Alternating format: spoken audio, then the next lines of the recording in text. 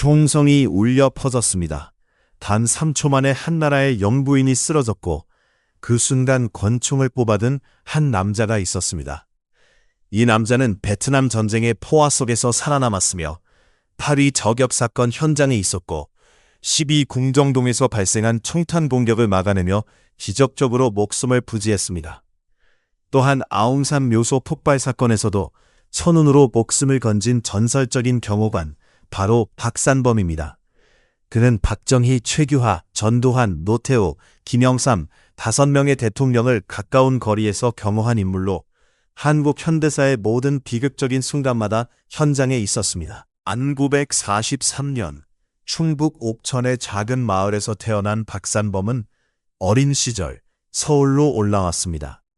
성남중학교와 성남고등학교 시절 그는 남다른 선택을 했는데 유도, 검도, 합기부, 복싱 등 다양한 무술을 섭렵하여 모두 합쳐 10단이 넘는 실력을 갖췄습니다.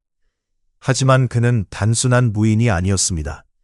고려대학교 법과대학을 졸업했고 검사와 판사를 꿈꾸던 청년이었습니다. 1964년 대학을 졸업한 박산범은 해병대 장교로 입대했습니다. 외동 아들이었던 그는 어머니에게 알리지 않고 베트남 전쟁에 자원했으며 베트남 정글 동굴 수색작전 중 박격포탄에 덮이기도 했지만 불발탄 덕분에 목숨을 건졌습니다. 1969년 해병대 대위로 제대한 그는 절에서 사법고시를 준비했으나 청와대 경호실에서 연락이 왔습니다. 과거 박종규 경호실장과의 인연 덕분이었습니다. 박종규는 박산범의 뛰어난 무술 실력과 해병대 장교 경력을 놓칠 수 없었고 결국 박산범은 경호실 공채 1기 시험에 1등으로 합격했습니다. 청와대 경호실 내에서도 그의 무술 실력은 독보적이었고 합기도 7단에 각종 무술을 섭렵한 최고의 실력자였습니다. 어느 날 통일교 계열 무술 단체가 청와대에서 시범을 보였는데 박정희 대통령이 그 실력을 칭찬하자 차지철 경호실장이 자존심에 상해 박산범과 실전 대련을 추진했습니다. 실전 대련은 한쪽이 완전히 쓰러질 때까지 싸우는 진짜 싸움이었으며 발행이 대통령 앞에서 피를 볼 수 없다는 이유로 제한된 10번만 싸우는 것으로 마무리되었습니다. 박정희 대통령은 박산범의 무술 실력을 보고 대단히 만족해 그를 박군이라 불렀습니다. 대통령은 몸을 가누지 못할 때도 박산범을 얻고 가며 기분이 좋으면 머리를 살짝 때리기도 했습니다. 이 1978년 어느 날 박정희는 박산범에게만 박군 따라오라 며 산책을 나가 조용히 말했습니다. 2년 후 집권 20년째가 되면 하야하겠다는 뜻을 전한 것입니다. 1974년 8월 15일 오전 서울 장충동 국립극장에서 제29회 광복절 기념식이 열리고 있었고 박정희 대통령이 경축사를 낭독하고 있었습니다. 박산범은 커튼 뒤 대기실에서 숨죽이며 경호를 서고 있었습니다. 오전 10시 23분 갑작스러운 총성이 울렸고 박산범은 본능적으로 커튼을 뚫고 단상 위로 뛰어올랐습니다. 제1교 청년 문세강이 권총을 들고 무대 쪽으로 달려오고 있었습니다. 박정희는 군인 출신답게 총성이 울리자마자 재빨리 연단 아래로 몸을 낮추었고 방탄 연설대가 그를 보호했습니다. 박산범은 이미 권총을 뽑아 단상 위에서 청격범을 향해 조준 중이었습니다. 그 순간 대통령은 박산범에게 박군, 우리 내자는 괜찮나? 라고 물었고 박산범은 뒤돌아보지도 않고 별일 없으신 것 같습니다. 라고 대답했습니다. 하지만 사실은 달랐습니다. 귀빈석에 앉아있던 유경수 여사는 이미 머리에 총탄을 맞고 쓰러졌고 성동 여자 실업고등학교 2학년 장봉화 학생도 총탄에 맞아 쓰러졌습니다. 이 사건은 총성이 울린 순간부터 범인이 체포되기까지 단 3초 만에 벌어진 일이었습니다. 많은 사람들이 유명한 사진 속 권총을 정조준하며 객석을 향해 겨우 누운 사람을 박정규 경호실장으로 착각하지만 실제로 그 인물은 박산범이었습니다. 박정규 경호실장은 그 순간 권총을 바닥에 떨어뜨린 상태였습니다. 사진을 자세히 보면 박산범은 본능적으로 목숨을 걸고 단상으로 뛰어나갔지만 결국 영부인을 지키지 못했습니다. 유경수 여사는 서울대학교 병원으로 긴급 이송되어 뇌수술을 받았으나 오후 7시 현년으로 세상을 떠났습니다. 당시 프랑스 유학 중이던 박근혜는 대사관으로부터 급히 귀국하라는 연락만 받았고 공항에서 신문을 보고서야 어머니의 사망 소식을 알게 되었습니다. 그녀는 후에 온몸에 수만 볼트의 전기가 흐르는 것처럼 쇼크를 받았다고 회고했습니다. 박산범은 영부인을 지키지 못했다는 자책감에 당시 현장에 있던 다른 경호관들과 함께 사표를 제출했으나 반려되었습니다. 박정희 대통령의 신임은 여전했습니다. 박산범은 훗날 당시를 회고하며 각하께서 우리 내자는 괜찮으냐고 물으셨다. 나는 거탄 뒤에 대기하고 있었는데 갑자기 땅 하는 소리가 들려 바로 튀어나갔다. 이 모든 일이 불과 3초 사이에 일어났다고 말했습니다. 1979년 10월 26일 금요일 저녁 7시 궁정동 안가에서 만찬이 열렸고 박산범을 비롯한 청와대 경호원들은 안쪽 주방에서 식사를 하며 휴식을 취하고 있었습니다. 중정 직원들과 경호원들은 신부 같은 사이였고 중정 직원들은 박산범을 형이라 부르며 따랐습니다. 그때 오후 7시 40분 총성이 울렸습니다. 거의 동시에 김재규의 수행비서 박흥주가 주방으로 들어와 총을 쏘기 시작했고 네 발의 총탄이 박산범을 덮쳤습니다. 한 발은 오른쪽 척추 옆을 관통했고 다른 한 발은 벨트에 찬 실탄에 맞아 튕겨 나갔으며 나머지 두 발은 아슬아슬하게 옆을 지나쳤습니다. 그는 뒤로 쓰러지며 머리를 식탁에 부딪혀 의식을 잃었습니다. 의식을 잃고 얼마나 시간이 흘렀을까? 눈을 떠보니 국군 수도 통합병원 병실이었습니다. 그날 현장에서 청와대 사람들 가운데 유일하게 살아남은 사람이 바로 박산범이었습니다. 중정 직원들은 그가 죽은 것으로 오인했고 전두환 보안사령관의 발표에서도 사망자로 발표되었습니다. 약 10시간 동안 시체들 틈에 방치되어 있다가 다음날 보안사령부 요원들에게 발견되어 병원으로 이송되었습니다. 총상을 입었음에도 자연적으로 지혈이 되어 과다출혈은 일어나지 않았습니다. 이는 천운이었습니다. 병실을 가장 먼저 찾아온 사람은 전두환이었고 간단히 괜찮냐고 물었습니다. 박산범은 대통령을 잃은 사실과 혼자만 살아남았다는 자책감에 모든 것을 포기하고 싶었습니다. 병실에서 TV로 대통령 영부차가 나가는 모습을 보며 괴로워했습니다. 나는 실패한 경호원이다. 영부인을 떠나보냈고 내가 보호해야 할 대통령도 보호하지 못했다. 삶의 의미가 없다. 그러던 어느 날 청와대에서 연락이 왔습니다.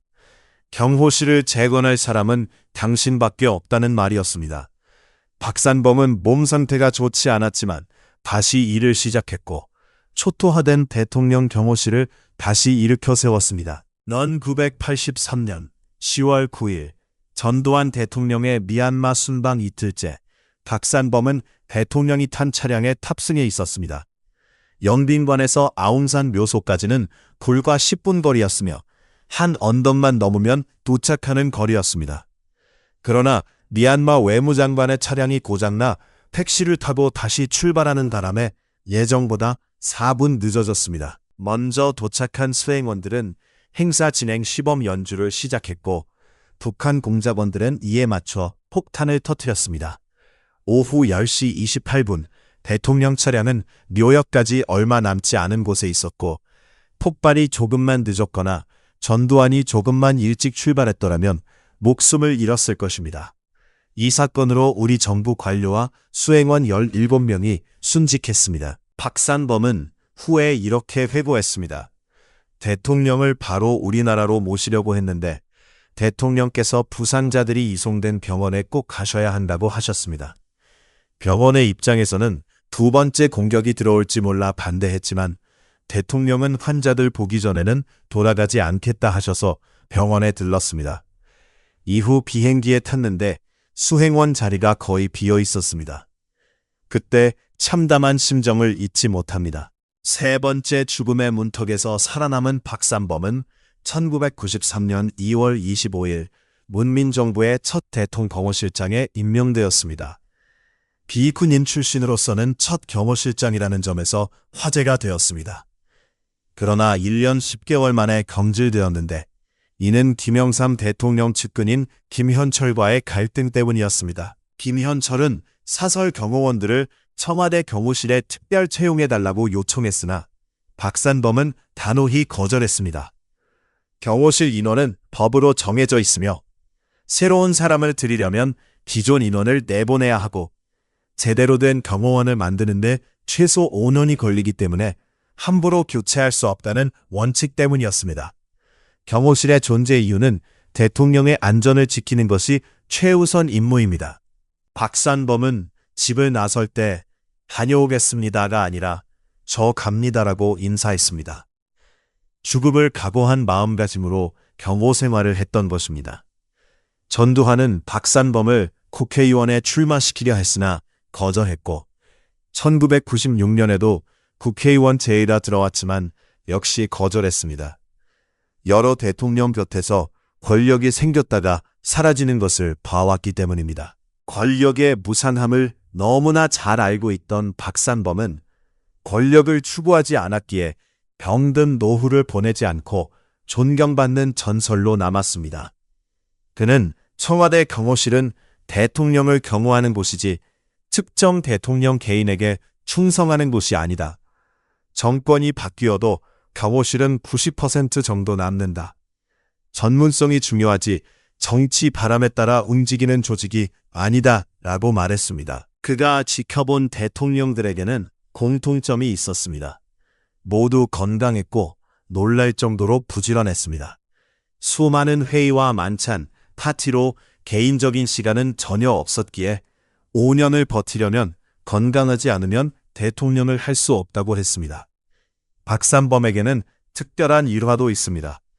1994년 문민정부 시절 남북 정상회담 준비 중 김일성이 죽는 꿈을 꾸었는데 주변 사람들은 비웃었지만 얼마 뒤 김일성이 사망한 소식이 전해졌습니다. 본인은 김일성이 죽으면 어떻게 될까라는 상상을 하다가 꿈을 꾼 것이라 생각했습니다. 박산범은 1979년 이후 매년 한두 번씩 박정희 대통령을 꿈에서 본다고 합니다. 꿈에서 보면 생전에 일하시던 모습 그대로여서 잠을 이루지 못하고 가슴이 무너지며 우울해지곤 합니다. 그가 기억하는 박정희 대통령은 스스로에게 지나치게 엄격한 분이었습니다. 지방 출장 때, 호텔에서 주무실 때도 빨랫감을 스스로 정리하여 가방에 차곡차곡 넣고 이름표까지 달아서 문 앞에 내놓는 분이었습니다. 70년대 물 절약 운동 당시 병호팀이 수시로 고장난 곳을 점검했는데 어느 날 변기 물통에 벽돌이 들어가 있어 누군가 흉기를 넣은 줄 알고 긴장했으나 알고 보니 물을 아끼려 대통령이 직접 넣은 것이었습니다. 허허 벌판에 포항제철이 들어서고 고속도로가 생기는 것을 직접 눈으로 보았으며 헬기로 전국을 다니며 땅을 한참 둘러본 후 혼잣말로 됐다, 여기다라고 말하곤 했습니다. 오로지 국가와 국민만을 생각하며 살던 분이었습니다. 베트남 전쟁의 불발탄, 파리 저격 사건, 126 총격, 아웅산 테러, 4번의 죽음을 모두 넘긴 불사조 박산범. 그는 권력을 3번 거절하고 원칙을 지키다 경질당했지만 프로 경호관으로서의 자존심만은 끝까지 지켰습니다. 집을 나설 때 다녀오겠습니다가 아니라 저 갑니다라고 인사했던 그 기계. 대통령을 지키지 못한 자책감으로 40년 넘게 침묵하며 지켜온 직업 윤리. 그리고 지금도 매년 꿈에서 박정희를 만나는 그리움이 그를 특별하게 만들었습니다. 2025년 현재 82세가 된 박산범은 평온한 노후를 보내고 있습니다. 대부분의 경호실장이 권력에 손대 비참한 말로를 맞았지만 박산범은 권력을 거부했기에 존경받는 전설로 남았습니다. 한국 현대사의 가장 비극적인 순간들을 직접 목격하고도 살아남은 생존자이자 단순한 생존자가 아니라 직업인으로서의 자존심과 원칙을 평생 지킨 진정한 프로페셔널이었습니다. 한국 현대사 산증인 박산범의 이야기는 우리에게 깊은 울림을 남깁니다. 여러분은 이 이야기를 어떻게 생각하십니까? 그가 지켜온 원칙과 프로정신, 그리고 그가 경험한 역사적 순간들에 대해 여러분의 생각을 댓글로 남겨주시기 바랍니다. 여러분의 한 줄 역사를 기록합니다.